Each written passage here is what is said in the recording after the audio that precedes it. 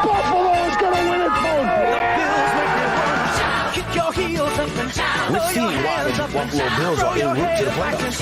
Come on now, the Bills are making it happen now. Stand up now, come on and shout. Buffalo Bills go undefeated. And we're going to the Super Bowl, yeah. Now, baby, come on, come on. No one Come on circles the and wagon shout. like the Buffalo Bills.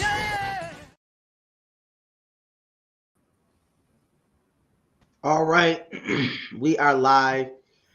We are live and we are back. Welcome to another episode of the Overdue Bills podcast. And we're definitely excited to talk about the Bills, but it's a little somber note than past weeks. I can say, obviously, we're coming off a tough loss, to the Miami Dolphins. But, we're here. We're here to talk about it. We're here kind of to go through the ins and outs of the games and tell us, how we feel, and hopefully you can tell us how you feel as well. And with that being said, let me introduce the guys here today.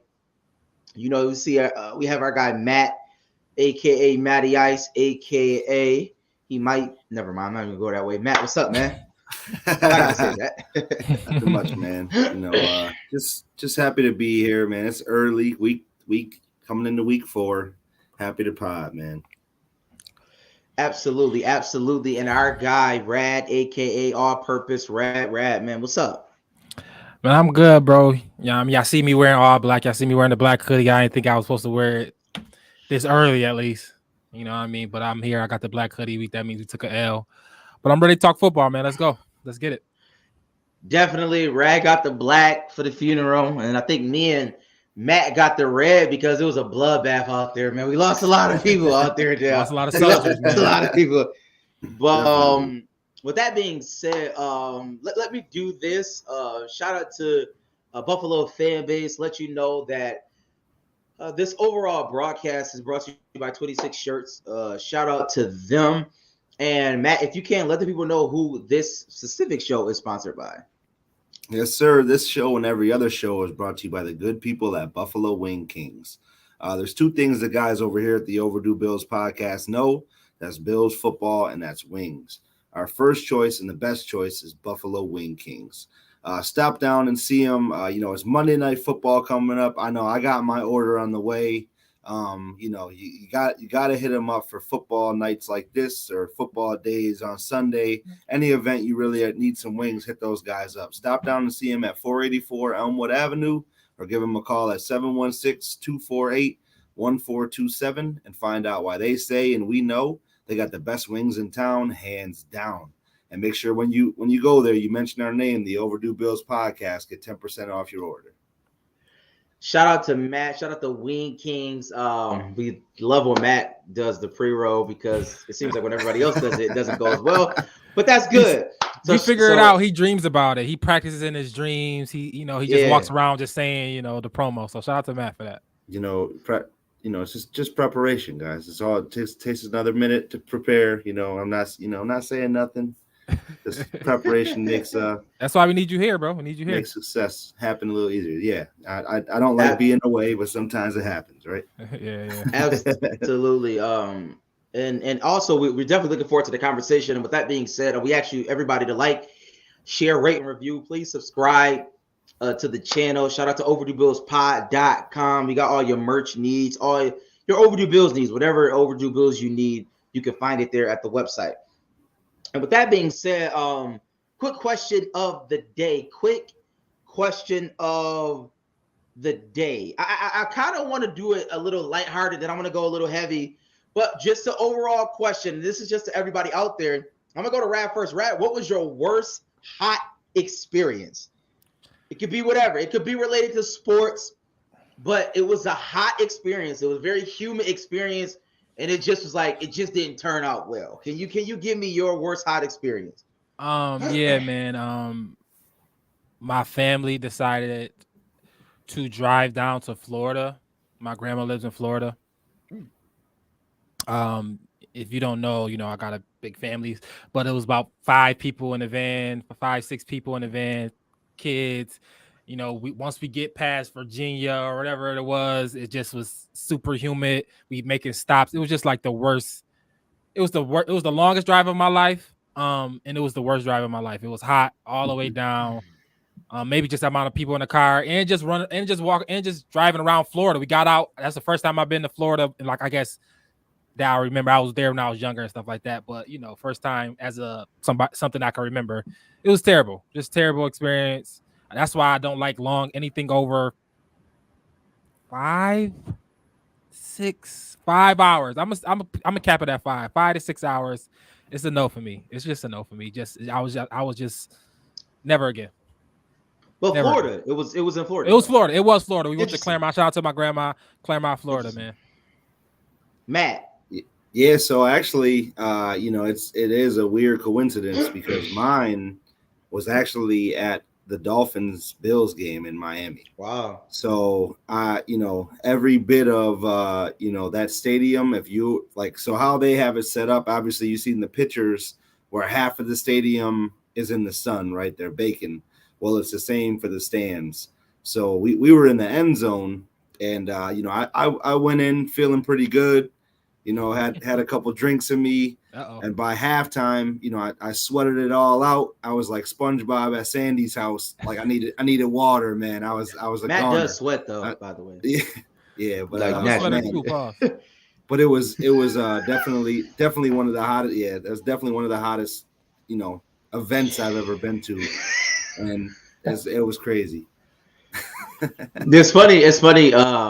Raz said Florida. Matt said Florida. The stadium specifically that we're talking about, and mine was Florida too. It was Disney World. Worst experience. I fell out. I literally fell out. Yeah, it was bad. It was just too hot. Like I don't like the heat, and it was very, very, very hot. I fell out. It was just terrible. Like you fainted? Like did you wake up like hours later? I didn't wake up hours later, but I did faint though. I just fainted. Like I just like kind of fell out and was like, I can't take it anymore. I just like I'm not moving. Like, it was like one of the. But it was so humid. That's kind of crazy. No, it wasn't. It wasn't as crazy as I'm. It was crazy. It is crazy, but like I think I was like 10. I mean, I had my faculties. I just was like, I can't do this anymore. But it was crazy. But being hot is very difficult, and we saw that, right? I kind of wanted to ask that question because yesterday's game kind of showed us how the heat played a huge element, right? Like it got to a point in the game, I think in our group message, where it was like, I think me and Mike said it like, yo, we just leave. Like, let's just get out of Miami. Like, I don't want to be here anymore. People are dropping like flies. It's crazy. And I got a question. I do want to ask it after the injury report because the injury report is so large that it like needs to be focused on. But I do have a question about the game, and I kind of want to keep everything in its rightful place. So if we could go to our Bills on the Move segment, we got to touch on the injury report. We got to touch on the injury report. So many things happened from yesterday. It was kind of nuts. But just to name a few, right? Just to kind of go through, I'm looking at it. Tommy Doyle was out, ACL tear. He's out for the season. He's gone. All right. Jay Coomer, a high ankle sprain. We saw that during the game. That could be a week and a half, 2 weeks. Who knows? Ryan Bates is in concussion protocol. Christian Benford needs surgery. He's out. I don't know the timetable, but he broke something in his hand, which is terrible. Yeah, so I'm about to say that I'm glad somebody said in the comments. Let's talk about who's not on the injury report. I mean, realistically, obviously Poyer, Mitch Morris is out, which is terrible. Van Burton was awful. We're gonna talk about that in a second. Ed Oliver, Jordan Phillips, obviously Hyde is out for the year. Am I missing somebody? Dan Jackson obviously was out. Dan Jackson. Spencer Brown left with like a heat stroke. Yeah, he much. Spencer Brown had a heat stroke. Yeah, that's It was to say the least, it was crazy. And just to clear it up, I think Josh Allen, he had some overall soreness, but Brandon Blunt cleared that up today. Sources have said that Brandon being cleared it up and said that Josh Allen he'll be okay. Yeah. He just is some overall soreness. He'll be all right. Stephon Diggs is cramping. Yeah, we're gonna get to Stephon Diggs in a second. Y'all know how I feel about $100 million people cramping. But so I want to ask this question. I feel a way about it, but I do want to ask this question, right? Let's just dive right into the game. I want to ask this question. I want to dive right into the game. I know we had a lot of injuries. A lot of things going to come out as the week goes on. But in looking at the game, I'm going to just ask y'all that. Should Miami get more credit? We lost the game 19-21, right? It was a tough game. I understand we had injuries, but they had injuries as well. But the question is, because I see a lot going on today about the Bills, so on and so forth. I see a lot about how the Bills had 91 plays to their 40. They have 40 minutes to their 20 or 19 minutes of possession time. Like, we had multiple first downs. I believe 8 or 9 first downs. Like, dominated the game offensively and defensively, for that matter. We had you know what I mean? There's some things that happened between the game, which we're going to talk about. But my question is, should Miami get more credit, or is it a situation where the Bills, gave the game away? Matt, you got the floor. I wouldn't necessarily say gave the game away, but they definitely didn't capitalize and, cash in on scenarios where they normally do. Like, as far as red zone offense is concerned, capitalizing on, third downs, fourth downs, just time management things where you normally don't see that happened out of an NFL team, let alone an elite NFL team, like the end of the half stuff, and not challenging things. It's just little things like that was just crazy. Missing field goals. I'm not making excuses. We definitely should have still come out of that game with a win. So should Miami 100%. get more credit for beating us? I don't think so. I'm not saying. I'm not going to say that they should get more credit. I'm just going to say, and I'm also not going to say that, we necessarily, I'm not going to make excuses for what happened in the game, but I'm not giving Miami more credit because I don't think Miami was good in this, and the box score and the stat line showed that. At least in my opinion. I'm going to say no. I think they're getting an appropriate amount of credit. They won. Yeah. They won a game. So that's the credit is that they won. You won a game. You beat the Bills. You get your credit. You get 3-0. You get the one in the box score. You got that over us. That's the credit they're gonna get. I think they won the game. So I'm not gonna come here like Matt said excuses, but I think we had opportunities to win the game. We didn't. They did. We could point. I'm sure we can get to all of them. We can talk to a whole lot of laundry list. A lot of things, the mistakes we made, not the mistakes, but the opportunities we had to win a game is probably as long as that injury sheet, right? We had a lot of points we left on the board, a lot of different ways we could have won that game, and we didn't. So I'm not gonna give them more credit. They won the game. That's the amount of credit they need. For me, I struggle with this because at the end of the day, good teams win games like this, right? That's just the facts. I've seen the Patriots do it a number of times. Sticky games, right? Things that don't necessarily go your way. A lot of injuries happen. A lot of things happen. But yet and still you're able to come out with a victory. And really the reason why I asked that question is because I wanted to ask a larger question of should we be concerned? Because from my vantage point, we have a close game problem, right? Historically, the Josh Allen era, when you look at us in close games, we do not win them. It's just the facts. We go back to last year against the Kansas City Chiefs, a game that by all accounts, everybody said we should have won. We did not win the game. We allowed 13 seconds to ramrod us to not win that game. Last year against the Jacksonville Jaguars, sticky game, right? Sticky game, but we did not come out with the win. Last year again against the Tennessee Titans, sticky game, but yet we didn't come out with the win, right? And it just seems like it's just over and over and over and over and over again. We get into these close games and we're not winning. People, listen, for whatever reason, the Bills, after a loss, we get all the praise in the world. I guess it's just the flashiness of Josh Allen, the way we do things, and I'm grateful for it. But at the end of the day, we are actually not winning these games. And so my question is, do we have a close game problem? Is it a problem with us finishing games? Because we could go down a laundry list of things that we did not do right. But if we consistently don't do those things right, then we won't win. So, I'm asking you, Rat, do we have a close game problem? Because we should have won that game yesterday. We are the better team, but we did not win. We can't keep saying that. Well, I'm gonna answer the first question. Should we be concerned? I think if we want to be concerned is the amount, the injuries. You don't want that many injuries. If you look at, just Injuries are part of the naturally game, yeah, it is part of the game, but you still, I mean, they had injuries. Everybody has injuries. That's not an excuse, though, right? I'm not trying to give an excuse. You said, should we be concerned? I said, the only thing we could be concerned about for me is the amount of injuries that's piling up. But besides that, no, we should not be concerned. I think we're the better team. I think overall, I think it's similar, right? It's similar in a whole opposite spectrum of that Patriots game. When we in the snow game where they ran the ball a million times, it was terrible. That was another one. And we didn't get over the hump. This is similar, but it's a pattern. It's a hot. But when we seen them again, we blew them out. We knew we were the better team. We seen them in the playoffs.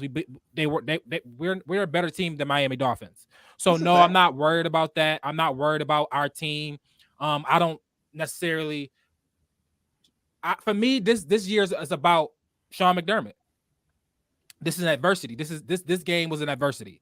This is how do we come back from this, from the injuries, because we pretty much we really wanted the game. We gave it our all, boys, fought to the end, and we lost. So how do we come back to go to the play against the Ravens, a much better team, a better offensive team for sure, and a better defensive team? How do we come back from that? Is what I'm more concerned about. I mean, I understand that, and then we're going to get to that in a minute. But my question is, and I want to go to Matt. Like, I'm talking about specifically to close games, right? Yeah. We do have one of the best quarterbacks in the league, Josh Allen.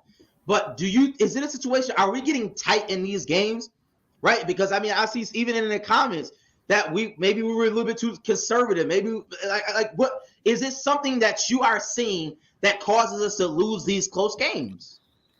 I don't know if I really can't pinpoint what it is, but I mean there is a stat, I think it was going out today, that we are 0-7 in the last one-score games. Talk about it. The last 7 one-score games that we've been in. So that's a very alarming thing in the overall scheme of things when we are going to get into tight games against other elite teams. So I really can't pinpoint what the issue is. Obviously, there's the person who had the ball last in the 13 seconds. This game, we simply ran out of time. I think letting other little things down all the time though. Yeah, we literally ran out of time. The calls in that last goal line stand, it's a lot of different things that you could play Monday morning quarterback all day long, right? But I can't really pinpoint what it is. But it historically we do have issues closing games out that we're not already leading in. I guess. I think for me, I think I hate I don't want to put blame on Josh, but I think it's a maturity level for him, as far as emotionally. Like I think when Josh Allen really wants it or really tries to do everything he can, sometimes he loses his cool. Right. Yeah. When you look at somebody like a Mahomes or even like a Justin Herbert type of guys, they kind of steady Eddie. No matter you can't tell if they winning or losing really, because they kind of much steady Eddie. I think with Josh Allen is when he feels that pressure, it starts, him wanting it starts to ooze out and sometimes the wrong ways. And sometimes he try to do too much sometimes, and he don't know how to do that steady Eddie. So sometimes he just do too much. He wanted too much. And he's prone to make a mistake where because he's not trying to take that loss. He's not trying to take a sack. He's not trying to throw it away. He's not trying to, make that next play, play to the next play. He's want every play to be the best play he possibly can, which is what makes him great, obviously. What makes him great. I'm not trying to take that away from him. I want him to channel that into much better, consistent emotional wise. He's emotionally, it gets to him. It gets to him. You tell emotionally he can explode sometimes. So emotionally, I want Josh to mature on that level. I think in close games, it shows his face. I like that because even on that last play where Josh skid the ball, you could tell he wanted it so bad. He saw the play. He knew he had it. Obviously, we all know he can make that throw, but yet and still he missed it because maybe it was emotion. And I appreciate that answer. And the answer to my question, Mike, we blow a lot of teams out, but Matt just said the stat. We're 0-7 in one-score games. So, I mean, you got to do the math yourself. But I want to do this. Matt said he didn't want a Monday morning quarterback, and I don't want a Monday morning quarterback.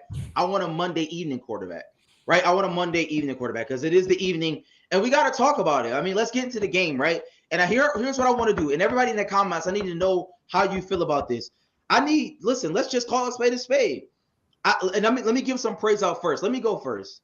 Because I kind of want two things that we would do differently, right? In that game. We can talk about that game specifically. Two things we would do differently in the game. And let me start off with praise first, right? I thought Ken Dorsey had overall pretty much a great game. I don't thought he didn't leave anything on the table. Even though they blitzed us, he was able to counter that. He allowed Josh to, the ability to do what he had to do, and we saw how that can lead us to some issues. But for me, like, Ken Dorsey called a pretty steady game. I didn't like a few plays. I thought we did 2 running plays back to back near the goal line. I thought that was insane. But other than that, I will say Ken Dorsey, in these 3 games, Ken Dorsey has been nothing but great, right? Like, I don't necessarily have a bad thing to say about him, but I do have some things to say. 2 things I would change for me personally. 2 things I would change is Sean McDermott and Ken Dorsey. How can I put this? It's tough because, like, what Josh Allen did at the end of the game, even though I know it was a fumble snap, I just thought that we can tighten that up. We can just tidy that up. I think sometimes great quarterbacks do listen to great coaches, right? And I want them to give Josh Allen all the leniency. I want Josh Allen to be able to call plays. I want him to do all those great things. But I think certain times the script is the script for a reason. So I think they do need to have a conversation with Josh Allen. Say, Josh, you got to trust me. You got to trust me. Like Ken Dorsey, like, Josh, trust me, man.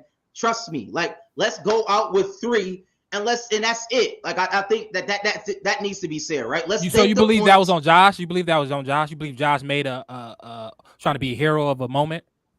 No, what I'm saying is I think it's a mentality because Van Roten messed up. He was terrible the whole game, right?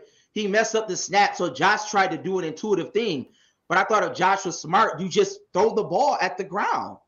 Just dead the play and then try to get the field goal. I think your mind has to be, let's get some points on the board. Let's go into halftime and let's trust our coaches to do what they need to do. And as far as adjustments is concerned. So that's what I'm Monday evening quarterbacking. I'm saying that they need to go to Josh and say, Josh, just trust us. Like, let's just take what we can get. Let's go in. We can't get everything back on one play, but that's just me. Or Matt, do you have any Monday evening quarterback for yesterday's game? So my only thing that I had was that the 3rd and 22 play. Statistically throughout the time we've played Tua, when we put him under pressure, he gets the ball out quick, but he's not getting the ball out for a 30, 40-yard pass. He's getting it out for a 10-yarder and letting his guys make a play. I think in that 3rd and 22. When you give guys like Jalen Waddle and Tyreek Hill the chance to get in space and run around, and you give Tua a chance to really drop back and let it fly, stuff like that can open up easy. If we sent the house on that, I'm thinking we got our linebackers and safeties and corners were tackling great all game long. You force those guys to make a quick play, and you make that tackle, and that changes the game, I think, completely. That was my biggest grievance with the game. I mean, to be honest with you, I don't have anything. I think our coaching staff put us in a position to win this game multiple times. I think the players that make plays. Josh Allen missed McKenzie wide open. Bass, Gabe Davis dropped. I think we should have challenged that play, but Gabe Davis dropped a touchdown pass. Bass missed the field goals. The botch snap. It was just multiple. Matt Milano pick 6. I think we played we gifted them, Josh Allen fumble. We gifted them a touchdown. I think the coaching staff. That's what I think when Mike, shout out to Mikey D. He made a comment about Ken Dorsey headset is out for 4 weeks or something like that because he was so mad because I believe he called a game. He called a great game. A great game. And it was a great game. He called every play. It was working. It was just great. We had the ball we had the ball 11 minutes left in the 3rd quarter. They didn't get the ball back.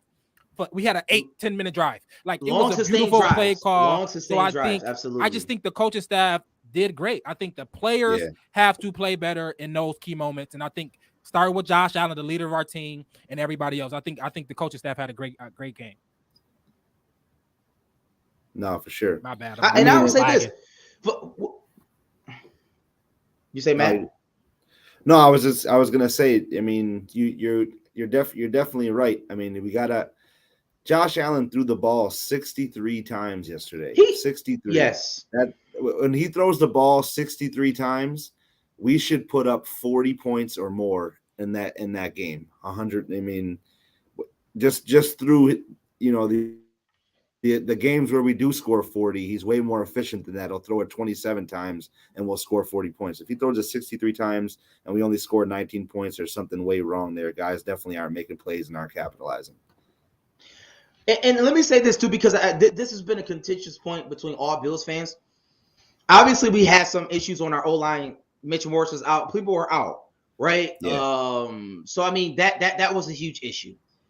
But at the same time, let me say this: Bobby Hurt suspension. That's not good, right? Because we're going into the Lions den. We need depth, and he's not there. I'm just saying, it's stuff that just needs to be pointed out. That wasn't good. That's not a winning play. That's not a winning thing to do for a team that's trying to get to a Super Bowl. That's just something to throw out there. But when I talk about the line, a lot of issues have been happening with this idea of we cannot run the ball, right? So my question is, because Edwards said that in order for us to close out games, we need to be able to run the ball, and we can't run the ball, so therefore we can't close out games. So Rad, what do you say to that? Matt, what do you say? Because Matt, you just talked about Josh Allen throwing the ball 63 times. Right, and obviously he had to do that out of obligation. I don't think that Ken Dorsey said, "Oh my God, we're going to go into Miami and Josh is going to throw the ball 63 times." I don't think he wanted to do that personally. I don't know. I'm not sure. But Rad, how do you feel about that? Is our running game really hurting our offense, so to speak, or hurting us closing out games that we seemingly can't close out?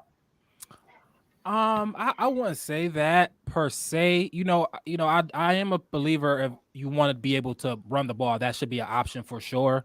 But our short passing game, just being able to utilize our backs, I think we do. I think Singletary had a decent game.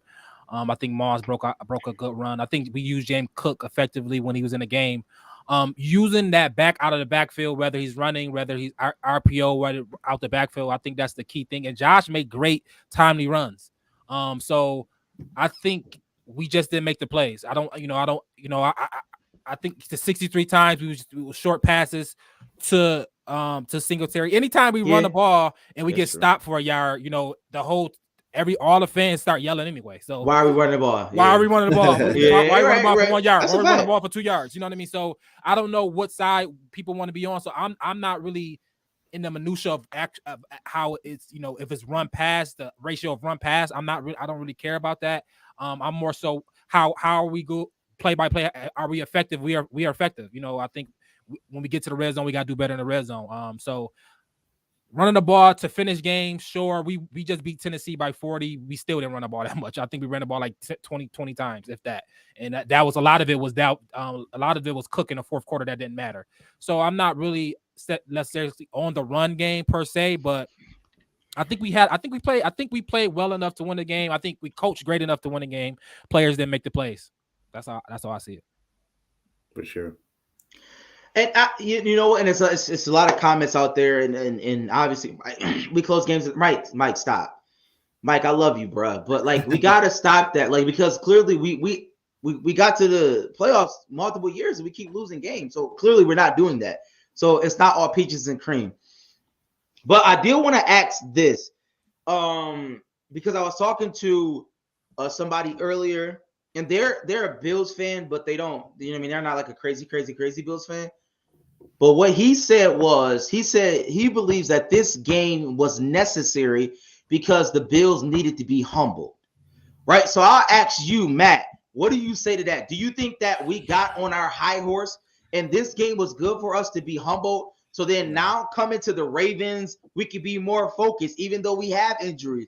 And moving forward, like we have this chip, okay, we're touchable. We needed to be humble. We got too big for our bridges. How do you feel about that, Matt? Nah, I don't think it was a humble game. I mean, when you go into these kind of games and the guys on the field, you got someone new every series. That guys were doing whatever they could. Definitely wasn't I don't think anybody on the roster was getting too big for their britches. So I don't agree with that at all. Right? Yeah, I disagree with that. I mean, I don't think we're a cocky team. I think, maybe our fan base is cocky, but I don't think we're a cocky team. I think Josh Allen's a pretty humble guy. I think Sean McDermott is a humble guy. I think our culture is humble. I don't think we're like some type of braggadocious type of team. I mean, I guess Diggs is the most, but Diggs is humble if you really get down, if you listen to him. So I don't think so. I think, the game wasn't like we got blown out. We didn't sleepwalk through this game or nothing like that, or anything like that. A lot of things played in the factor why we lost. But I think we play hard. I think the team played hard. I think we left it out there on the field. We just made some bad mistakes that cost us the game, but we play hard. So I don't think we was humbled in that type of way at all. For me, I disagree with both of y'all. I think that this was good for us. Personally, I think that this was very, very, very good for us because I think that Buffalo, we're built on excuses. This is an excuse type of city, right? Excuses are influenced in all of our decisions, I think, and I think that especially when it comes to the Bills, we make a lot of excuses on why something should or should not have happened. But I think looking at the game and knowing that injuries are a part of it and knowing that elements are a part of it, we lost. We did not win. We went into Miami and we lost a divisional game. And I think for me, like when I look at the team, a Josh Allen, and I wanted to bring this up, Stephon Diggs. I understand it's hot, but the $100 million wasn't hot when we gave it to you. You get what I'm saying? Like that be my thing though. Sam, you just came on here and tell me how you fainted at Disney World. You fainted at Disney World. You was all right. Yeah, you were all right. $100 million to go. I didn't get $100 million to go to Disney World. Stephon Diggs. You got a Mickey Mouse smile. No. We got to talk about this. Stephon Diggs is getting paid $100 million to play football. All I'm asking him to do is play football. That's it. I'm not asking him to go out because he's tired. I'm just not. That's just my opinion, man. Yeah. I think I would agree towards the end. I don't like that. When he was out during that last drive, I was like, come on, Diggs. All right, come on, Diggs. You gotta suck it up. Gabe was in there. Was like, yeah, but he was out. McKenzie was out. Well, some people that was out, but I did want Diggs to be in the game stretch where he should have been in the game. I would agree with that. He should have been in the game that last stretch. But it was, people was going out with heat strokes. People was going into the locker room to get IVs. So it was a different type of heat that was going on. I agree. Both sides, Miami and Buffalo. Even the Miami players who lived there and was in there all practice was going to get IVs. But the issue is, and thank you, Josh. Josh Allen, Diggs is out. He trying to throw back shoulder throws to Richie Gilliam. Like, what do we do? Like, we gotta relax. Yo, this is wild. Like, I'm like, yo, what is going on? But for some reason, he liked Richie Gilliam. Richie Gilliam get 5 targets a game now. And listen, and that's what I'm saying. He need to be humble. Don't like him that much. Nobody likes a fullback that much. Like, relax. But also too, 49ers, Kyle Juszczyk. But I thought you were about to talk about Ante. But shout out Mills, number 2. But listen, what I wanted to ask, and I wanted to say this too. Diggs was out. I'm all for rotating our defensive line. I'm all for keeping fresh bodies in there. But when I looked at the snap count, Rousseau snaps is just a little low for me. Like I just want him in the game. I actually would prefer him in the game over Epinesa. I'm sorry. I mean, even a 75% Rousseau, he's a dog. 3.5 sacks this year. I get it. Fresh bodies is a premium. But listen, sometimes dogs gotta be dogs. Listen, we gotta relax, bro. I understand the elements was a lot, but y'all forget we play in 0-degree weather. When Miami comes to us, there will be elements. It's just the other way around, right? So I mean, listen, it's hot. Y'all get paid hundreds of millions of dollars to be hot. I'm sorry. Like, you know what I'm saying? So I just think that when I talk about being humble, I want the Bills to know, and Von Miller said it, let's see what the team do now. All right? Let's see what the team do now. Because a lot of people call us front runners. We good when it's good, but we not good when it's bad. And all I'm saying is Matt said the stat. I didn't say it. We are 0-7 in one-score games. But with that being said, Matt and Rad, we play the Ravens in Baltimore Sunday. How do we feel? What's your preliminary feelings on this game, knowing we have the injuries, knowing we have the excuses built in? Matt, what do you say going into this game? How do you feel? Well, I feel good going into it still because our defense, they play great. You know what I mean? We Tua threw the ball 13 times, for less than 200 yards. We held the top two receivers in the NFL, to a very minimal game, right? So Lamar Jackson, some say he's the best quarterback in the league. Lamar Jackson is different, but on the other side of the token, though, they see a quarterback that plays just like him on the other side of the ball every day. So they got that going into it. But it's really just going to depend on which Ravens team shows up. But I still am very confident in our defense. They're sure tackling defense. Everybody in the rotation is playing good. So I don't know. I'm still feeling okay going into it. Rad. This was the one I had circled, right? This is the game I had circled on the schedule. Because I didn't know we were going to lose to Miami. Got it. No, I mean, no. Nobody did. You didn't either. You didn't pick. I did. I said 24-21. I was right. You're lying. See how you just be talking on here. That's a fact. Go watch the show, y'all. Let's go watch it. You didn't say that. But this is the one I had circled on here because I knew Lamar Jackson coming into the season, this contract season, he want that $200+ million guaranteed. He was gonna ball out. And how good has Josh Allen been playing? If Lamar Jackson arm catch up to his legs in any type of facet, he can be the best player on any. He do 4 touchdowns.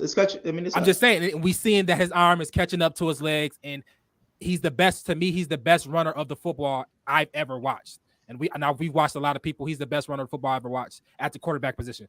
So it's going to be a difficult game for us to watch. I think the injuries is going to hurt, but it's going to be a shootout. It's going to be a shootout because the quarterback that can run, a la Josh Allen, is difficult for every defense. Josh Allen had multiple good runs against the Miami defense. One time he broke the one cuz down, the one boot bop. He bopped him a couple times. So, but Lamar Jackson is another tier of runner than Josh Allen is, and I like Josh Allen as a runner, but he's not Lamar Jackson at all. So, I think it's going to be difficult trying to contain him with the injuries, but I think we can. I think we got the dogs. I think if Phillips, Oliver, them boys come back, our D line can get there, and I think we can fare well as far as in a shootout type of scenario. I like our offense better than their offense.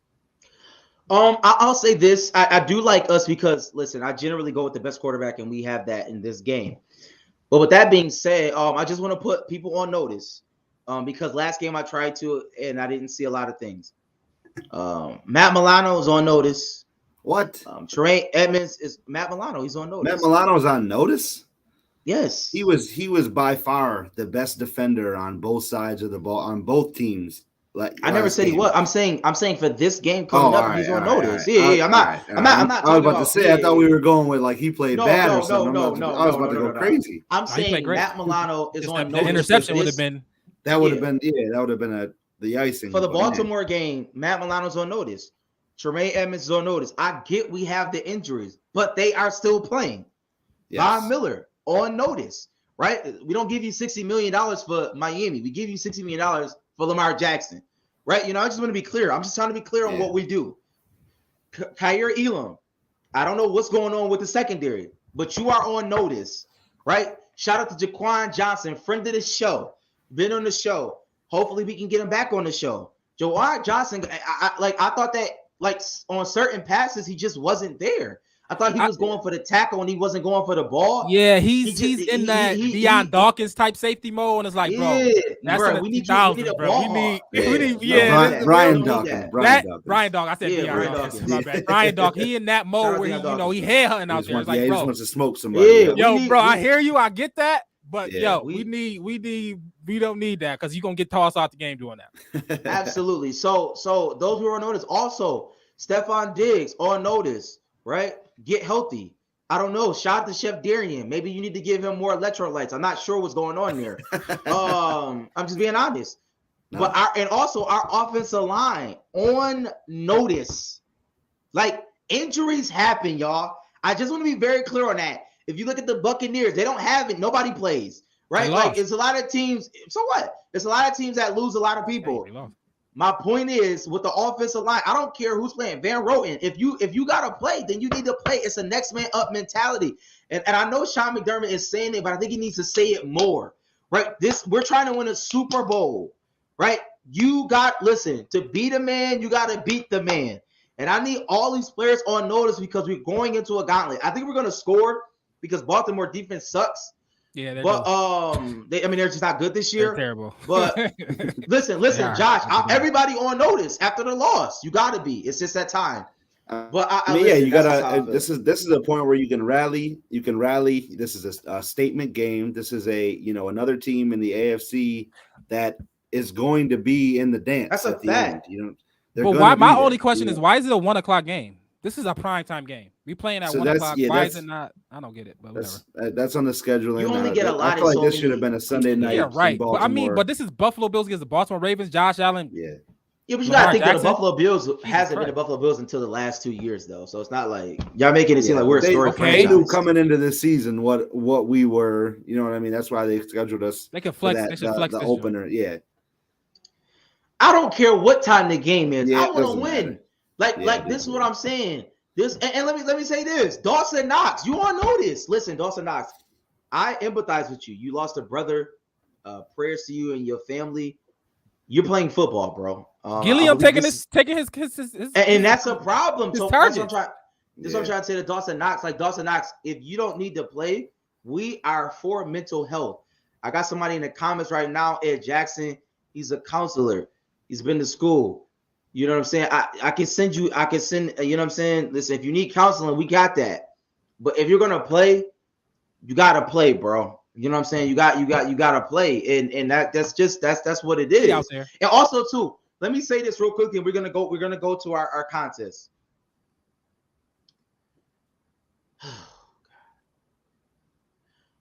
Why is Jamison Crowder returning kicks for us? Is it because he doesn't fumble? Because when he gets the ball, he does absolutely nothing with it. I fundamentally don't understand. No, he's not. He don't got no goose with him. He's not loosey goosey. He does not. He does not. Isaiah McKenzie is loosey goosey with it. James Cook, put him out there. Yeah, this could be a Shakir game coming up too. With the injuries in the receiver room. I could see it coming. But you do want something to happen. But you want the person to catch the ball. You want that. That's the most important thing beyond anything. Okay, it's catch the ball.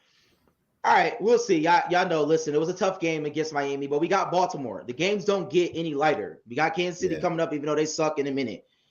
But exactly, listen, Hodgins, Raheem Black, I don't want to talk about it.